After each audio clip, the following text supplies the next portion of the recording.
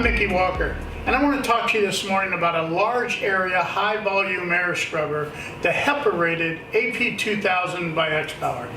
The AP2000 actually serves two functions.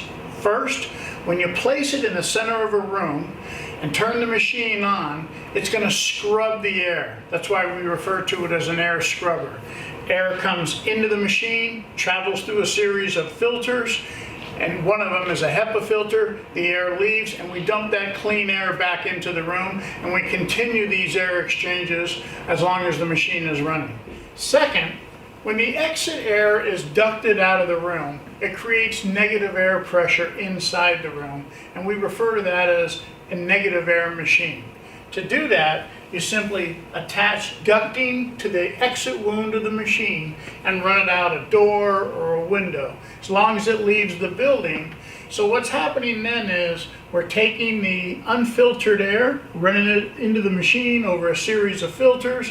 It leaves the machine and travels outside the building, so that building needs to then find other sources of air, which it will do, believe me, and we call that a negative air machine. Let's talk about filter maintenance and filter exchange on the AP2000. To get to the filters, first we're going to remove our filter guard. Next we're going to see that we have two pre-filters. One of them is a lint catcher that's washable, and two, we have another washable pre-filter that's actually like a MERV 7 or MERV 11 pre-filter. Those filters are actually in place to protect and extend the life of our HEPA filter.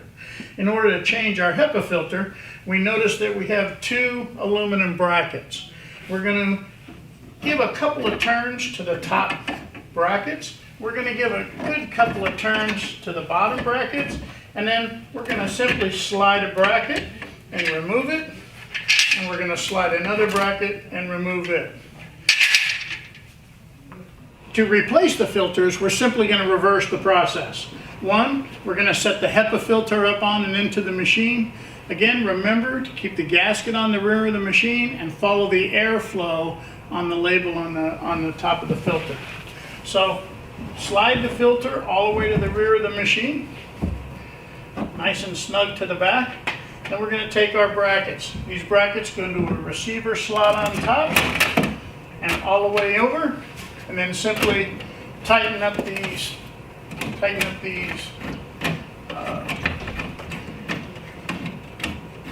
thumb screws and put the second one in.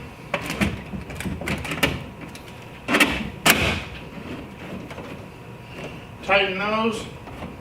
Very simple.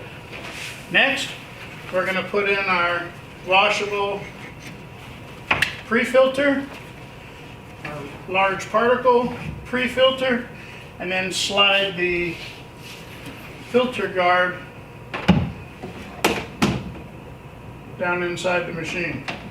I'm going to do this with one hand, and voila. Simple process, easy to do. All right, I want to go over a few features of the AP2000. I'm going to start, first of all, with this locking steer wheel. So of course there's four casters. Two are stationary, two you can turn. You lock them simply by pressing down like you saw me do with my foot. You release and the unit is able to move around. Next, let's talk about the control panel. You notice we have a recessed AC inlet, and that's where we're going to take our AC cord. We're going to plug it in, and of course the other end goes to 110. Next, we have a power switch. It's a 3-position, 2-speed switch, low and high. So we have low, we have high, and when the unit is in the middle, it's off. Next, you have a 10-amp circuit breaker. That's a very important feature to have on a machine. A lot of manufacturers leave this off and simply rely on the GFI or the circuit breaker on the panel box. We've put one on the machine. It's 10 amp. It protects against electrical shock to the operator and power surges to help protect the motor. And then we have a vacuum gauge. That pressure gauge indicates when it's time to change the filter. When that needle moves between the 300 and 400 mark, it's time to either change the filter Or obviously, maybe you'll have a large plastic bag or something that's blocking any air from coming into the unit. So that pretty much covers the control panel on the unit and special features. And so now let's move on to the next item. All right, let's talk about the maintenance of the AP2000. There's not a whole lot of maintenance that you need to perform. First off, we'll talk about the housing. Just wipe it down with a damp cloth. If you have something that's spilled on it or something, you might want to use a little soapy water. Don't use any harsh chemicals.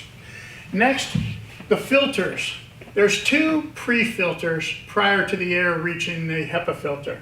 These filters are washable. What I like about them is I just kind of hold them up and I use like an air compressor with a little nozzle to blow the dust out. Be sure and do this outdoors and always wear a mask or use some sort of PPE device, because we don't know all the particulates and contaminants that are coming in, and those 2 filters that you're rinsing out or washing are going to capture a lot of those particles first.